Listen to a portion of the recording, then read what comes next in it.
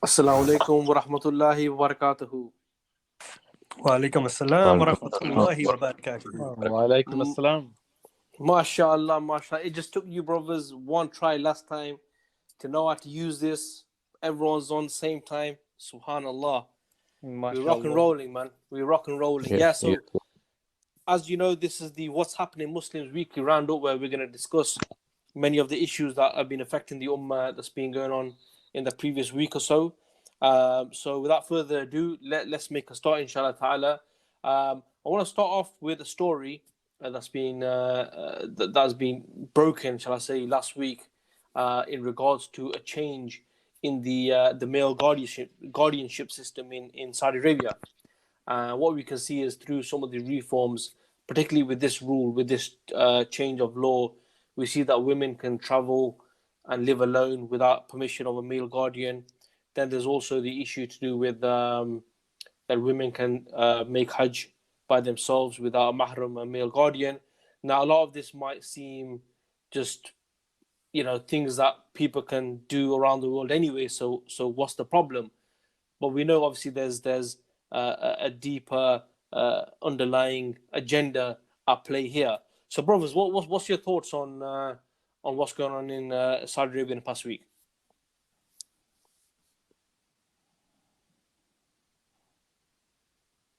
Who wants to start? Anyone can start, man. Anyone can start. Free fall. Speak your mind. Okay, I'll start then. So I think in isolation, these kind of things can come across as if just bashing of a Muslim nation, isn't it? In some respects, so people now might go, okay, this is a good thing because women's rights, women being equal. So a lot of people might look at this and go, look, maybe Saudi Arabia are changing, and some of the Muslims might think the same thing. And equally, they might then say to their non-Muslim friends and stuff, look, there is kind of progress and modernization in Muslim lands. But I think any aware Muslim needs to look into the fact that these kind of proposals have come off the back of what's called Vision 2030.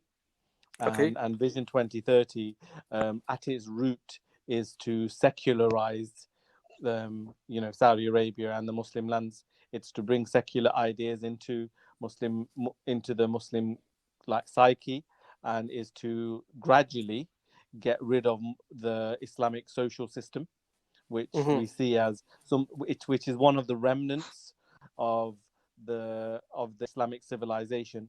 Unfortunately, we're living in a time where much of the Islamic systems or pretty much all of the Islamic systems of governance have been removed after the collapse of the Islamic civilization back in the early 1920s and before. So what we're seeing now is some of the other elements that remained, how people lived and how people interacted, and the idea that you need a sister needs a mahram to travel beyond a certain boundary and beyond a certain time. Those were remnants of that social system and civilization, and getting rid of that, some people might try and describe as progressive, whereas actually what they're trying to do is to get rid of it, is to gradually eat away or snip away at that Islamic social system. So I think people need to look at it from that perspective, personally. Yeah, I think it's definitely opened the door towards more freedom for women. But when it comes to the issue of Hajj for women going to Hajj without a mahram, I've been looking into this because someone sent a link, and I did some research on it, and I did ask a few brothers a question as well. And apparently there's a difference of opinion amongst the scholars on this regarding the Hajj. But both sides have got their evidences.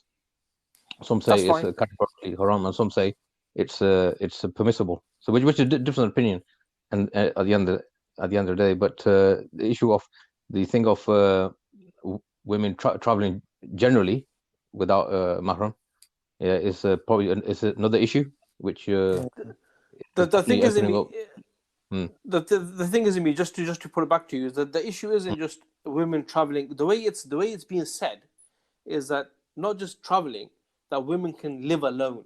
Now, Swan still might say, well, what's the issue here? But there is a big issue because we know, a link to what Rash is saying, how they're trying to promote this. What does it mean? It means that women can live by themselves. They can, make these certain decisions in life, whether to, marry, not to marry, and all this sort of stuff that comes with it.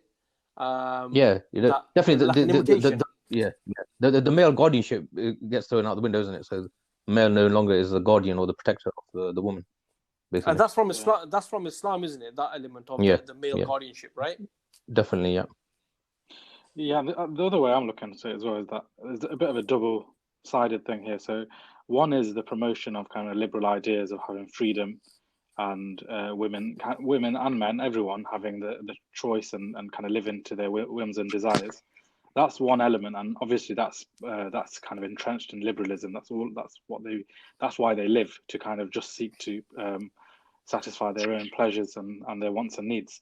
But the other way that I find when I read this story, in a way, it's also attacking Islam, because obviously the West and those who seek to destroy Islam, they want to portray Islam as being backwards and not progressive, and it needs to modernize and reform.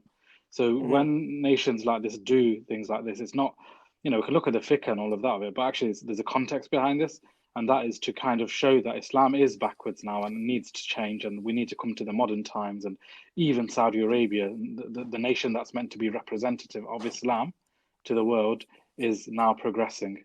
And that's the message that it's kind of showing, that having guardianship over women is a backward thing. And, one thing that, we're all living in Britain, we would have seen the news of that girl, that woman who was killed, Sarah Everard. And there was this whole thing about, her traveling from the gym and was attacked, just by a creep, basically, and killed. Right. And, on the one hand, they say we're backwards for, having guardianship over women. But actually, some of their problems around women being stalked and feeling at threat when they're alone walking at night, and feeling vulnerable, is the fact that there is no protection and support for them. So, you can't have your cake and eat it. Islam has solved this problem at the root, recognizing the vulnerability of women and the fact that men are a protection of other women, where we act as their garments when we get married. So, this is how we need to kind of portray Islam. And I feel Saudi, obviously, are trying to push the other narrative, the Western narrative. I think the point that go on, Afi. Yeah, no, I agree with everything that everyone said. And I think that there's also another element here as well, which is, the West has focused on the role of the woman in Islam for a while. Whether it's youth saying, "Oh, yeah, Muslim women aren't allowed to study," even though in every Muslim country, Muslim women do study, or the fact that that there's accusations that Muslim men, they oppress our women, we oppress our women, and they compare them constantly to the women in the West. And when you actually flip the argument, and even in our discussions with non-Muslims, you actually portray and say, "No, look. Let's not look at the action that you're saying is what's oppressing the women. Let's look at how society views the woman." And in Islam, one thing that has maintained to an extent, despite years of decline, is that social system that Rash was talking about. And the West are constantly attacking that social system. And in Islam, the woman is viewed as our honor. And therefore, there's protection of the woman. Hence why, we are ordered that when you see a woman, you lower your gaze. And in Saudi Arabia, despite the laws that, and not just Saudi Arabia, in most Muslim countries, the laws that are put in place there for they were put in for the protection of the role of the woman, or protection of the woman. And there is this drive to take that protection away, so that the role of the woman is actually viewed as being lesser than what we have, or we view the woman now.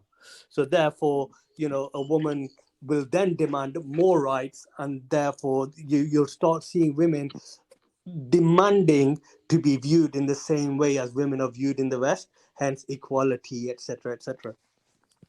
Yeah. That's a really good point. And even though obviously the Muslims, when the decline set in, they lost a lot of their obviously the formalization of their deen, but one thing which remained intact, even though the political entity wasn't there to implement Islam, was the social system. So people were still having some sort of social system within their lives, be it the family Yeah. or society that they were living in. So people never actually got rid of that, even though the state wasn't there. But people were still abiding by the social system when it comes to protecting their women folk. Yeah, exactly. And the thing is also, is, if you think about with the deen, obviously the Sharia from Allah subhanahu wa ta'ala. So who better to derive a system for the creation than the creator? Now, what we see is a lot of these rules that you're talking about, the social system, a lot of these a lot of the rules are there to protect the fabrics of society, to make sure it functions in the correct way. When these things are removed, it becomes a jungle, okay, where the weak are preyed upon, where the strongest are the ones that can dictate what's happening, and we see this. We see this in the West. We see this happening where everything is so open now that the real crooks aren't the people doing some fraud here and there. It's the actual capitalists. They're the real crooks, and we see the how women are viewed, how they are degraded on a daily basis. So this is the sort of jungle and survival of the fittest that they want to export to the Muslim lands, and where they've had problems is to do with the fact that there are still rules that Muslims carry, which even though it may not be established at a state level, in some places, people still believe it within themselves that what's right and wrong comes from Islam. In places like Saudi, we see that these rules never actually changed, and for them to be able to get the desired change in those lands, they have to do away with these rules, this framework that's protecting the society, the fabrics of the society. And in order to do that, they have to, bit by bit, and we see obviously MBS has been sort of like promoted as a great reformer, and he's the one who has had the courage, or has had a shotgun pointed at him, in the sense that he's pushing through these reforms at such a pace where they don't, and if people know people on the ground in Saudi Arabia, they don't actually reflect the sentiments of the people. But I think the key point I want to sort of like summarize this section on, and if you guys got something that you can add on, then we'll move on to the next thing, is the point that everyone's made, but also the point what JK has said, is the fact that this attack is on Islam. This attack is on the relevancy of Islam in today's times. And if you have the place where it's meant to be, the most religious place, the leader of the Muslim world, if they are now tweaking the rules by saying that, we need to modernize, we need to catch up with the rest of the world, then indirectly what this means is that Islam has to change. Islam has to be upgraded from their point of view to be able to still stay, keep up pace with the rest of the world. So, I mean, is there anything else you guys want to add on this issue, and then we can move on to the next point? I just want to add one point. I think states or governments throughout the Muslim world have tried to implement rules which are not in line with Islam, and just because a rule is brought in, people need to be careful not to say that the Saudi people want this rule, or for example, in some Muslim countries, ironically, that prostitution is allowed, but prostitution isn't rife. So I think it just goes to show the fact that just because these rules are put in place, they're done for the consumption of the media to portray that there's a trend. But it doesn't mean that there is a trend. It's artificial. It's trying to show that the Muslims are progressing towards this Western lifestyle, which, like you said, in Saudi Arabia is definitely not the case. Yeah, and also just to add another example onto that, and actually lead it onto the next topic, is the fact that we would happen to believe that the people of Sudan, the people of Morocco, the people of the UAE, the people of these places are now all kosher with, no pun intended, they're all kosher with Israel. Okay, but that's not the case. Just because, like you're saying, that's a good point. Just because they may pass these rules and they may, some countries may pursue normalization, this doesn't reflect. We certainly know that it doesn't reflect, because in the Muslim lands, because of the way these governments have come about, most of them have been put there by the West, years ago. They're not a real reflection of the people on the ground. So the next thing I want to discuss, brothers, is in the past week, we saw this shameless event called the Day of Flags, as such, where we saw the Zionists, Israelis, march towards, go through the Muslim area of Al-Quds and go to Al-Aqsa, and they were chanting the most disgusting things, insulting our beloved Messenger sallallahu alaihi wasallam, openly saying death to Arabs. What do you guys? Because the thing is we know there was a bit of hoo-ha in Ramadan. Things supposed to have calmed down, but this just goes to show that these guys are not taking a foot back, taking a step back, shall I say? So, what's your thoughts on this event? I think it really just highlights the nature of these people. It's not just some sort of political thing. These guys have a hatred for Muslims, and their rhetoric of the normal people. Not just we talk about the actions of the IDF and the actions of the government. That's one thing, but actually, even the people of this cancerous state carry the same emotions. So the hatred for Muslims, and when they say death to Arabs, they mean the Muslims. This is their feeling. This is kind of deep inside what they feel against Muslims, and the fact that they insulted the Messenger sallallahu alaihi wasallam. All of this really shows that this is the nature of this nation, or I couldn't really call them a nation, this people, and it shows the hypocrisy as well that when it comes to the Palestinians and Hamas kind of firing back and doing their utmost to kind of stop the missiles from Israel, they're meant to be they're highlighted as the terrorists, the ones who are the ones who are the aggressors. But actually, you see that from these parades and these chants that the people are doing, even during the month of Ramadan, that the true aggressor in this whole situation is the Jews, are the Israelis. And the media will try to sway it one way, and I don't even know how much the Western media really showed this thing. But I know. I got a question for you. J.K. You mentioned like it was done on a kind of state level, right? In the past when people have drawn cartoons, like a teacher drew a cartoon in I think it's Dewsbury a little while back. We covered it in a podcast. There was a big hoo-ha. There was demonstrations, and to a certain degree, people in authority had to come out and apologize, even though they had nothing to do with this, right? And we saw this happen in other countries as well. But here, these I got to keep this clean, don't I? These individuals, they were chanting these, disgusting, making these disgusting slogans and insulting the Messenger sallallahu alaihi wasallam. But how come, as Muslims, I mean, the thing is, they're doing enough bad things as they are. But how come we haven't picked up on this in the same way? Because why I mention this is that it's not just the people there; they were flagged by the police and the military. Yeah. So this is, in a way, you could say that this is the position of the actual the illegal state. Why don't we have that same sort of why don't we pick up on this?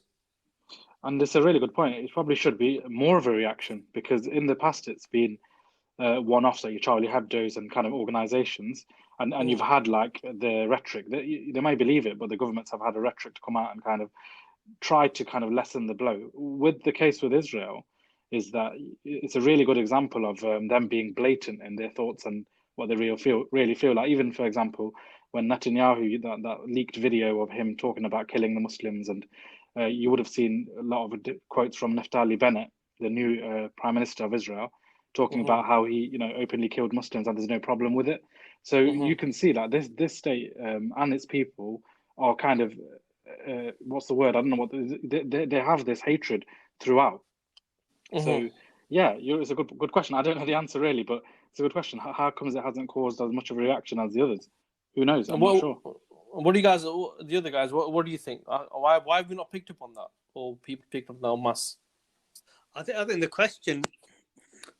The question is probably I would rephrase the question, because here when Macron insults Moses Salam or Charlie Hebdo do, you have the influential, the so-called leaders, the scholars, the imams come out and say, oh, this is not freedom of speech, this is freedom of speech, shouldn't insult other religions. So therefore they drive the people to come out and defend these issues based upon the criteria of freedom of speech to say, look, the concept is good, but you need to restrict it. So my question would be, where are these same people when the Jews are openly insulting Muhammad Sallallahu? This isn't Exactly. cartoon of the Prophet. This is derogatory. This is like dirty insult to Muhammad Sallallahu. And first of all, the only reason they can do this is because of the inaction of the regimes and the armies in the surrounding areas. So they feel emboldened to be able to do this because they know nothing is going to happen. There are no repercussions on this. Nothing's going to happen to them. And not only that, they can insult all the Arabs in the world. They can insult. Well, actually, there's no bigger insult than insulting Muhammad Sallallahu. But exactly. they could get away with this, laugh in our faces, knowing nothing's going to happen. The average person, to be honest, will only see and hear about this from what they've seen on Facebook or Insta of someone who shared it, and they will voice their discontent and dissatisfaction and anger and disgust with it. But where are the people who have been driving the Muslims on boycotts, petitions, protests? Where are they on this issue? That's a really good question. People don't come out just haphazardly. They have to be directed, isn't it? So that after you're saying is that these people who have been leading these initiatives in the past, everything's gone quiet all of a sudden. Where are they? And I've seen some of the videos, and also you can't even of the Israelis marching through Al-Quds. What they're saying, remember that young, I think it's 15-year-old Muslim who got kidnapped and got lynched and got burnt. Yeah, that's bad. I can't remember the name of the village, and they were chanting about that village is burning. Was it like Shurail or something like that? Something like that, yeah, something like that. And then honestly, it's like these people have lost humanity. They have. They've got no consideration for human life or anything. It's just like, and it's really saddens you that the Muslims have come down to this, where these people can get away with even the police when they just to deter the Muslims from entering the masjid, they were spraying it with sewage water. And that really stinks, and it's really kind of, it's really shameful, honestly. Like some videos you can't even see, and then it's sometimes you don't know what to say, because it's but the Muslim, I'm telling you, is they only, it's as if someone's got an on-off switch, and they only get activated once that switch is switched on. And 100%. And that's the danger, innit, bro? That's the danger of being led externally without thinking for yourself. You'll just follow the news. When the news wants you to think about something, they will do. When they don't, they'll just switch you off. And one of the things I noticed from what happened in Ramadan is that it was so charged politically and kind of emotionally charged that it was good to see the reaction of the Muslims. But I always feared that you kind of naturally you kind of start getting a bit numb to it, which is we shouldn't, and that's why at the same time we shouldn't be too emotional about it. And it's difficult to not get emotional about it, but actually we just need to look at it as the problem. Because what will happen is if we're too emotional about every single thing, then that's all that's going to be driven. Our emotion will have an emotional reaction, have a bit of a go at what they're doing, and then we'll just get worn out by it. And I think that's why I've always said to the people I speak to, brothers and sisters I speak to, that we need to think about the political solution to this problem rather than just talking about the events themselves. Because what will happen, it's natural as human beings, we will just get worn out after a while. Yeah. JK, just to ask you another question then, because you're right, during Ramadan it was charged up, and my personal observations were there was a different type of reaction from the Muslims, even in the surrounding areas, than what I've seen previously when the oppression on the Muslims in Palestine has been great. And, this time you saw a lot of people mobilized to go to the borders, demanding to be allowed to go over, or calling on the armies to do something. Do you think that played a part in how quickly the issue was quietened down? Hence another reason why to keep what happened, like this topic, quiet, because of fear of creating a reaction that's going to be hard for the regimes to contain. Yeah, probably. And if you think about it, we spoke about in the last chat we had that one of the key aims of America in the last kind of onslaught was to get rid of Netanyahu, and they've done that. They've achieved that. So now that they've achieved that, perhaps they don't want it to kind of go out of, go out of control. Hence why, like you said, they may have been controlled a bit more. I think the other thing is obviously, I think America sends $3 or $4 billion a year to Israel. Obviously, hard-earned taxpayers' money is being well spent as far as these people are concerned against the Muslims. But the thing is that I think we talked about it last week, didn't we? That they would never allow the Muslims to unify on issues, and so for what Afi's question is that the fact that people want to go over and help in whatever capacity is the unifying factor that these people don't want the Muslims to unify. That's why they don't want to push this kind of agenda now, that because it served a purpose during Ramadan, but it won't serve a purpose after Ramadan, because obviously they've got different. Just to explain as well, that I think that the point that JK made is that we seem to be just all emotional rather than being political or being like ideological, and the people we're dealing with, these people are that ideological, they will even allow a certain amount of emotion in the ummah to be able to get their objectives. These are the people that we're up against. You know what I mean? They have a lever where they probably got a red mark. You know what I mean? Look, when it gets close, be careful. We need to build it down. Let's bring it back up. These are the sort of people. If we are just emotionally led, then we will just be played like a yo-yo. And I think that's been happening because look, things are going to get quiet, and it's true. Look, we're humans. We go back to work, stuff like that. But this stuff's been happening. You've had the Gaza's being bombed, and why? Because the Palestinians are sending balloons. Come on, man. These guys are sending balloons. Them man are dropping like X amount of like kilos or tons of missiles, whatever it is, however it is, right? There's even an issue where you guys probably haven't heard about this, but Muslims in Palestine, like where there are checkpoints and stuff like that. There was a murder of a doctor recently, a few days ago. There was a sister who got shot at a checkpoint. The issue hasn't stopped, and I think what the key message that I would say, and I'm sure you guys would agree as well, is that what we have to understand is two things. First of all, we have to make our connection with Palestine, and we need to make an Islamic connection, and if we do, then that means Islamically we need to know and be concerned and do something about it. That's the first point. And the second thing is that if we do the first point, then the second point will be that we will then be aware of what's happening. We'll be active. We'll be speaking about it, and we won't just go back to we won't be like those people who when the tide's there and everyone's on emotional and you're just going with it, and then when it stops, you just stop as well. You'll be consistent in your efforts, and I think that's the key message that I would say. I don't know if you guys want to add any more to this, and then we can move on to the next section. No, I think what Muslims should understand is that the Bennett who's replaced Netanyahu, he's worse than what Netanyahu was. Yeah, and if you thought Netanyahu isn't good, this guy's even worse. Yeah, and these things, these atrocities and these massacres and killings and shootings, they will continue. They'll continue every day. Yeah, and the Muslims have to realize that it's an ongoing issue. It's a daily issue, and they can't just think that okay, we've attended a demonstration or we've done this activity, that activity, and we could just sit at home. We've done our bit, because the same thing.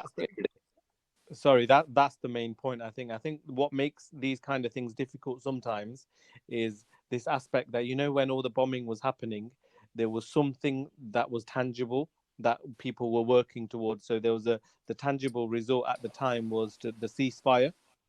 So it was the fact that if all the protests and everything that's happening was leading towards some kind of ceasefire which stops the spilling of Muslim blood.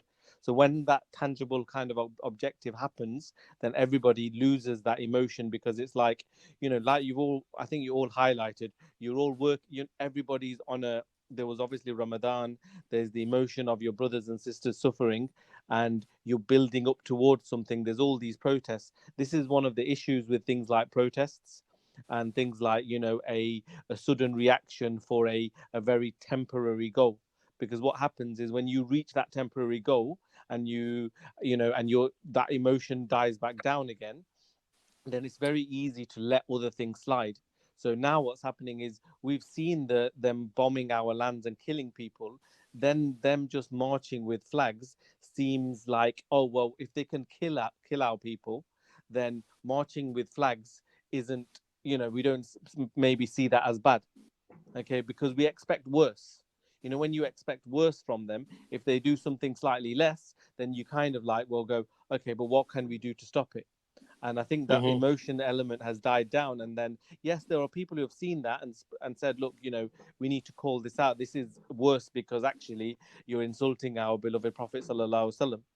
But the Mm-hmm. problem Mm-hmm. has been that it's like, oh, okay, but what can we really do? I think that's where the element of helplessness creeps in. And obviously on the ground there, just to add a bit of the reality, is what Israel did afterwards, after all of these things died down. A lot of the people, one of the things about this most recent episode is that a lot of the Muslims in the different areas of Palestine all came forward. Mm-hmm. Whether it be in West Bank, whether it be the Arab like Muslims that were living in, so-called within Israel, and in terms of like in Al Quds, even the Arab citizens of Yeah, yeah, Israel, yeah, yeah, yeah. even they came out. But then did you see what happened afterwards? After all of this ended, they started throwing people in prison. All of the people who protested, Yeah. they started chucking people in prison, and then all of a sudden that created an element of fear amongst people as well, because when you're all united and calling for something, then it's difficult for them to clamp down. And then the ceasefire happened, and they were able to throw a lot of people in prison and clamp down on them. And I think that made the retaliation more difficult this time round as well. Yeah, yeah. No, no, I think that's banging points, man. And the only last thing I would like to add to this, and then we can move on, is the fact that also, with this, with the provocative behavior we seen last week, with, for example, Imi mentioned that they're spraying the like Damascus Gate with like this skunk sewage type of thing, and then you had the flag of the parade of flags, day of flags, whatever it's called, right?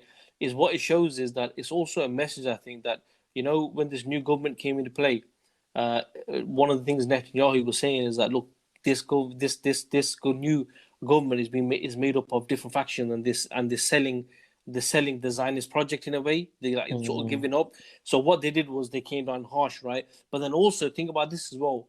We know that one of the reasons that these guys have been brought in, and the main issue to do with Biden and America in pushing the two-state solution and the internationalization of Jerusalem. So what we can see is that if their actions get even more provocative around Al-Aqsa, around them areas with Jerusalem, it could well be the fact that this is a way of where Biden's gonna push it, that look, if you want this to stop, if there were international forces here, then this wouldn't be happening. These gates wouldn't be getting sprayed with skunk and etc. etc. So it can also, they can also play it in that way as well.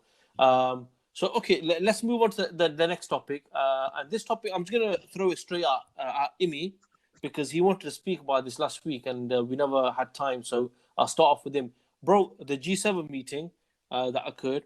You wanted to speak a bit about that, and we can have a bit of a discussion. Do you want to just kick us off on that one? Yeah, G7 meeting last week, obviously with the 7 strongest economies in the world, led by Biden. Before Biden, obviously, it was Trump who was burning bridges, and he wasn't into alliance building. But Biden, his position is complete opposite, where he's building alliances against certain enemy states, as they call it, be it China or Russia.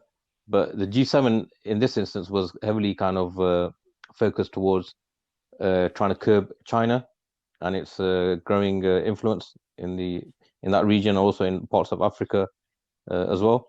So, as we know before, that the Europeans, they didn't see eye to eye with Trump, But now Biden has said, and some of the analysts have said themselves that America is back, meaning that it's going to be playing a leading role in leading the world, and in particular in terms of China, because we know that the BRI, the Belt and Road Initiative, has got a lot of projects going on in Asia and Africa. Yeah, big time. For trade routes, and America wants to curb and stop China from doing this. And I can't remember the name. It's come up with its own kind of alternative. Yeah, project. Build back better. Build back better. Yeah. So basically, it's what China does. It invests in the country or a nation, and then it gives something back to that nation.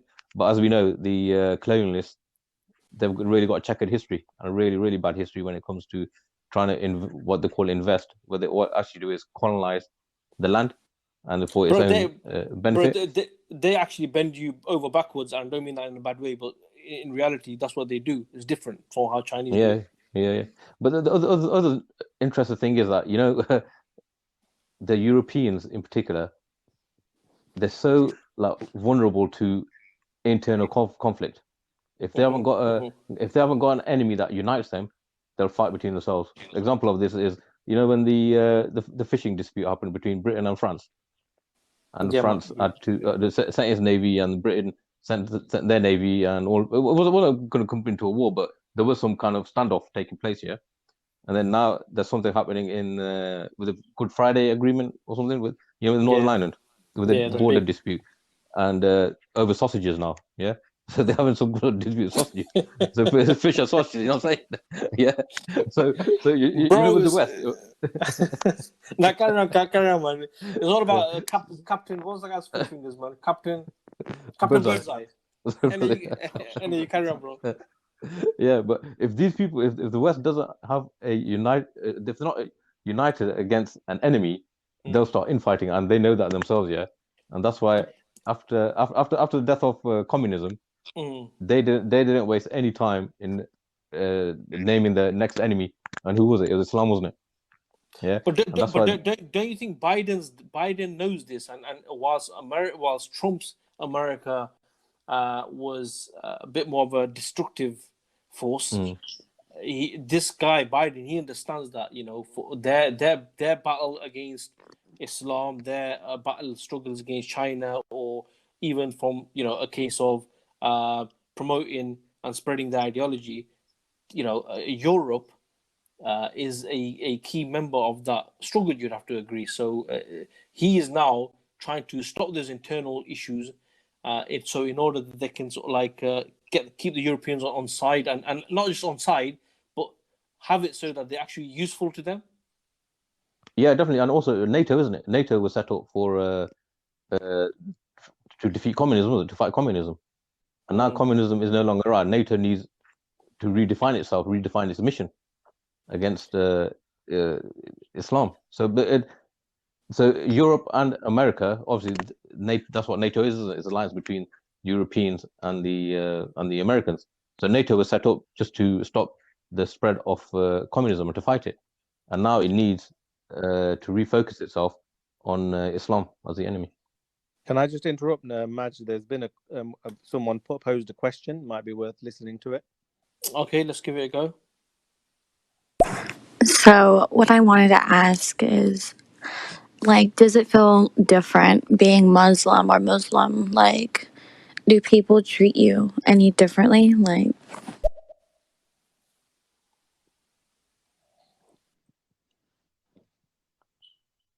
Rush?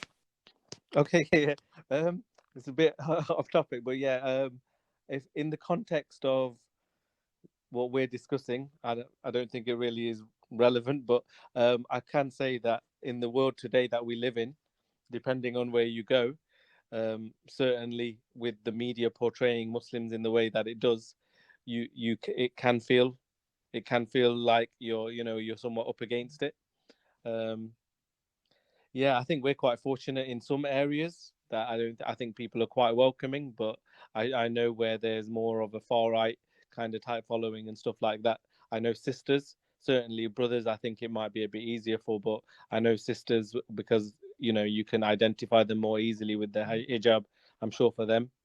I'm certain for them it must be difficult, and certainly when you speak to your sisters, your mothers, your daughters, they will tell you the same. Yeah. Anyone else? I think bringing it back to the G7 topic, I think,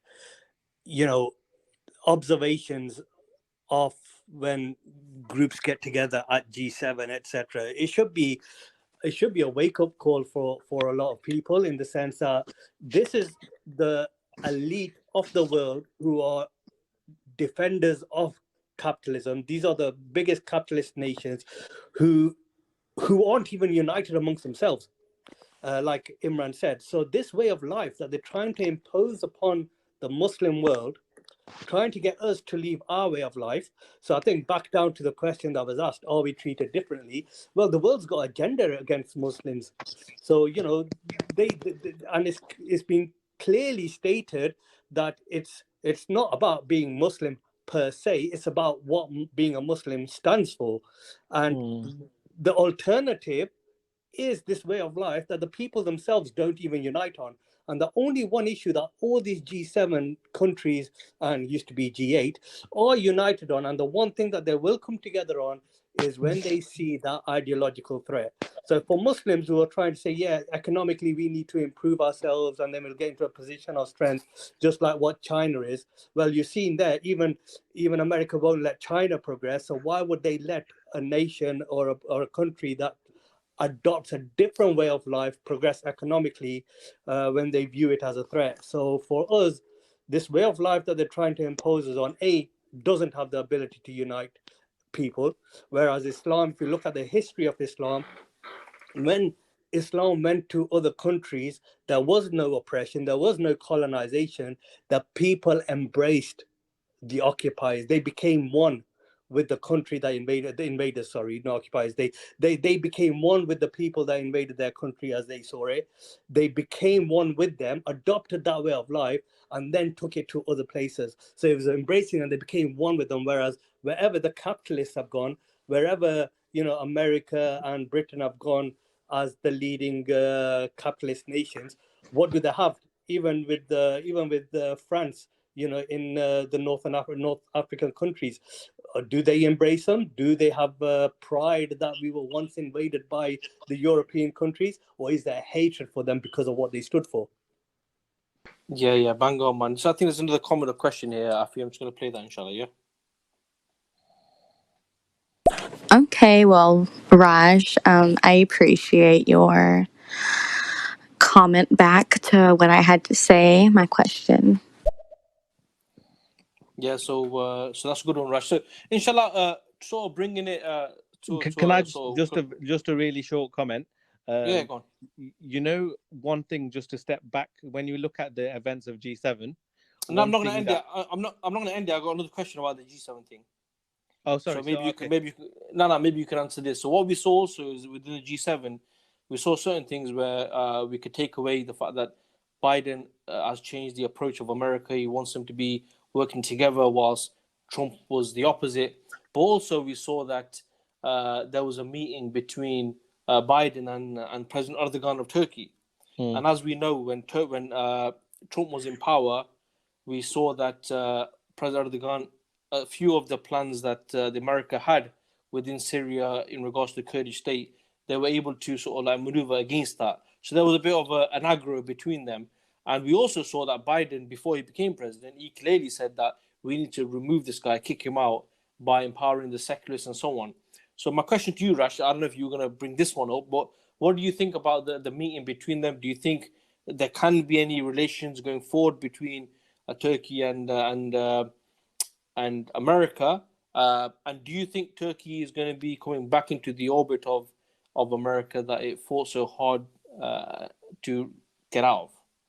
Yeah. So from the apparent, it does seem like Turkey have said that they're going to support, the Americans pulling out of Afghanistan, and Turkey are going to help by supporting the airport and the So what one of the only agreements that came out from between Biden and Erdogan is that Turkey are going to support from the point of view of securing the airport. I can't remember the name at the minute. Someone might remind me. So that is some kind of help from the Turkish point of view. In regards to the other kind of issues that are still there, and which is to do with the missiles bought from Russia, as well as the American support for the YPG, those things remained unresolved. But what I would say just briefly is that it appeared that clearly that the two, they wanted to come to some type of agreement. I don't know if you've noticed it, whenever these summits happen, all of the media start to talk about body language and how people shake each other's hands. Yeah, I read that. How, if they could see any lip reading, you get all of this really strange kind of reporting, which you don't seem to get most of the year round. So a lot of that reporting was talking about how there seemed to be quite cordial relations, and that when Biden came out to say a few things, he addressed the Turkish issue first before other things. So some people are saying maybe that's because America now see Turkey as more influential in the region. So there's probably an element of both nations trying to get some kind of favor or some kind of advantage out of this. So my concern from a Muslim point of view is at a time when we preferred for Turkey as a Muslim nation to move away from the American orbit and not be duped into more of these plots and plans that are always against Muslims. It appears that actually there may be some more of a, more better relations than before. I don't know what others think. Yeah, I agree with that. Go on. Go on, JK, then you mean. What I was going to say is, I agree with that's what it seems like is, Erdogan's being brought back under the kind of remit of the US and the orbit of the US, and it just takes me back to the fact when Trump was around, I quite liked having Trump because it was quite clear, he was quite blatant, he was quite hostile towards Erdogan and Turkey, and it kind of set out the boundaries, it set out who was on whose side. I quite like that, and I think Biden's he's a bit more smoother, and he's a bit more kind of trying to play it diplomatically. And what's happening is, Turkey are having to play politics, as you call it. You might not fully agree with America or France, but you can see that he's now kind of fist bumping Macron and Biden, and the more important thing, rather than kind of gestures, is the thing that Rash mentioned. He's going to be supporting the US in the mission in Afghanistan, which is, we need to call him out for that. Some of the good actions he did in the past in terms of Hagia Sophia and Nagorno-Karabakh and all of that, is positive, and we can highlight that. But actually, when it comes to some of this stuff where he's kind of allying with the enemy of the Muslims, we need to call it out. Amy? Yeah, I was just going to say that Biden in the past, before he became president, there's a video going around where he's saying that we have to remove Erdogan. He's blatant. You know what I mean? Yeah. So obviously, I don't think that must have missed on Erdogan. You know what I mean? So surely it must be on the back of his mind that Biden, hang on, but basically you can't be that naive and that go with what America's saying rather than covering his own back. You know. So I think go on. Yeah. That was a finish point. Me. Yeah. So obviously you can't be that naive, just going by whatever America says. But at the end of the day, he's pragmatic, isn't he? So he's going to go with what's in the best interests of the economy or whatever. So I'd like to think that he's a bit more sharper rather than being fooled by Biden. The thing is, what I would say, my sort of like contribution to this is the fact that the thing with President Erdogan is he sort of like divides opinion from Muslims, because a lot of them see him doing things which no one else is doing. So from that point of view, he seems like he's obviously far better than your MBSs, your CCs, and so on. And in reality, I think the point that JK mentioned earlier, the issue of reopening Hagia Sophia and all these things, even sort of like stopping the Rojava state to be established in Syria, These are good things, okay? Why we say they're good things, we're not basing it on intention. We're basing it on the fact that for Muslims, these outcomes are good. Now, when it comes to intentions, the way I see it is that the way I see Erdogan and why I see him different to the other leaders, I believe that he is well and truly a politician and a nationalist, and for him, Turkey comes first, okay? And that's why you look at a lot of the maneuvers he's done. From an Islamic point of view, we would look at them and think, nah, you're playing ball with the enemy and so on, and that is the right stance. But from a political point of view, I think that he's done a lot of things where, in fact, any politician would do at that moment. Now, for example, now in Turkey, the economy is getting battered, for example, right? Now, he would be stupid to, grab Biden in a headlock and drop an elbow drop him on someone and say, look, you know what I mean? That video that you made on me, I'm going to deal with you now. He's not going to do that. He's a politician. He understands that they're vulnerable at this stage. He understands that the economy is not in the hands of the Turks. It's in the hands of the West and because they are the ones who are running the economy, world economy. So I think the steps he does are in the interest of Turkey, and he's a politician. And I think really that's where we should leave it. When there's actions that are done for the betterment of Islam, we disconnect them from him, and we say that these actions served Islam and Muslims. They built confidence in them. At the same time, when they do actions that are wrong, as a politician, you need to say, look, obviously, blatantly, this guy's done this action. And it's not about intentions. The actions are clear. That's what I would say on this issue. And time is running out. So I don't know if you guys want to... there's one other story I want to add on. Just get your quick thoughts on this one, because I saw a video today. I'm not sure if you guys have seen a video. Have you guys seen the interview of Imran Khan? And he's being interviewed, and the guy sort of like catches him. I don't know if he expected it or not, but he does sort of catch him. He catches him out, yeah. It catches him out when he asks, when he's talking about Islamophobia, and he wants the West to be against Islamophobia and like a force that's. And then he smashed in the issue of the Uyghurs in China. Yeah, like, he was very clever. He was very clever in the way he worded it, because he set him up. He kind of set him up to say, "Look, I thought you set him up." Yeah, go on. Sorry. So no, I thought you set him up. What's your thought? What's your quick thoughts on this? Because what did he say? He said, "Look, first of all, we don't know if this is happening. The Chinese say it's not, and secondly, it's our internal issue. China's helped us out in our difficult times, and we'll just speak to them behind closed doors." But at the same time, he's championing Kashmir as well. So do you think there's like a hypocrisy, or do you think his hands are tied because he can't speak out against China because of the military? What do you guys think? Yeah, I think he completely presented that his hands are tied. He completely presented that the fact that China is supporting Pakistan on many projects financially, he completely showed his hand in terms of the way he answered it. Because of the way the other guy said, the interviewer set him up, and the interviewer was very clever, because he highlighted the Islamophobia thing in Europe first. Because if he had highlighted Kashmir, then Imran Khan could have easily said, "Well, I'm more concerned about the Kashmir issue because it's on my border," which he did say later, but the conversation didn't happen that way around. You're right. He mentioned Europe and the further away, then Imran Khan was stuck, because he was like, I can't now turn around and say, "Oh, I'm not concerned about China, the Uyghurs in China. I'm concerned about my border." You'd already highlighted.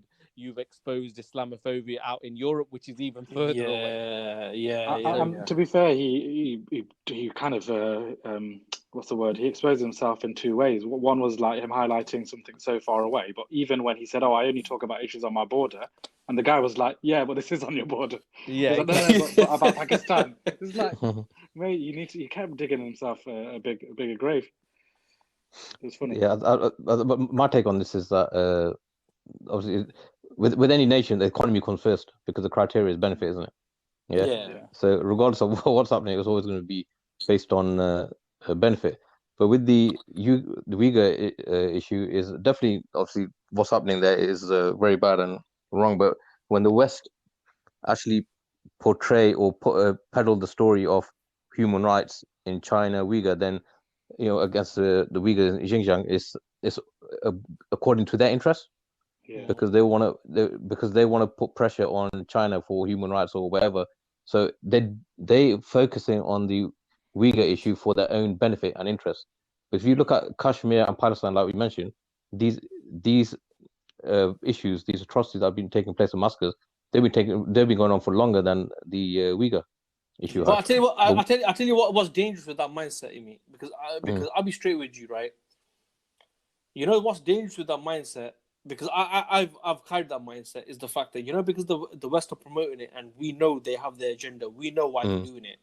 Sometimes what happens is you yourself don't give what's happening priority. There, that element of importance, but like it's like as if it's a conspiracy, it might not even be happening. But you understand what I'm saying? Because you know what I mean? You know, I think what the West's agenda is, etc., and why I put him on the spot and bring you up, you know, we shouldn't be surprised. We know that they've always got their own ulterior motives. They don't care about the Muslims. You know, America's inflicted more atrocities on the Muslims than what China has. So, you know, what place does they have to talk? I think the bigger, more dangerous element here is this isn't the first time there have been reports about Imran Khan having said this. There was a video from the ambassador in Pakistan who said, he was giving a TV interview and he goes, I asked Imran Khan, why are you silent on the issue of the Uyghurs? Because this is your people of your religion. And Imran Khan replied that, you know, my hands are tied. China owns my economy. And I think that this is the dangerous precedent, because you got people defending Imran Khan on this stance. As Muslims, that stance is not acceptable to us. You know, the West has tried to instill this concept of nationalism and patriotism within the Muslims. It tried it from the 60s, 70s, failed miserably, and now there's a drive to bring it back. Just put the Imran Khan issue to a side. Other examples of where they are trying to drive this is, you know, even in Jordan, there's issues going on with regard to the quality of life is deteriorating. So the government's trying to push to the Jordanians, and similarly in Egypt, that look, we need to put ourselves first. Let's put Jordan first. Let's put Egypt first. So let's divide or sever this link that people have with Muslims as an ummah, and let's focus on ourselves. And that's the thing that, you know, you're going to get people who defend Imran Khan on what the stance that he's got, because they're saying that, look, we need to look after Pakistan. And then once we're in a position of strength or whatever, illusions that they've got, we'll deal with that later. But the fact that merely that people will defend Imran Khan here is the dangerous bit. I agree with that, and I think the thing is what Imran Khan said and the way he justified it is not right, because that's not our position. The fact is, any Muslim in any part of the world who's being oppressed and being subjugated, you know, is still Muslim blood, right? So we still have the same concern.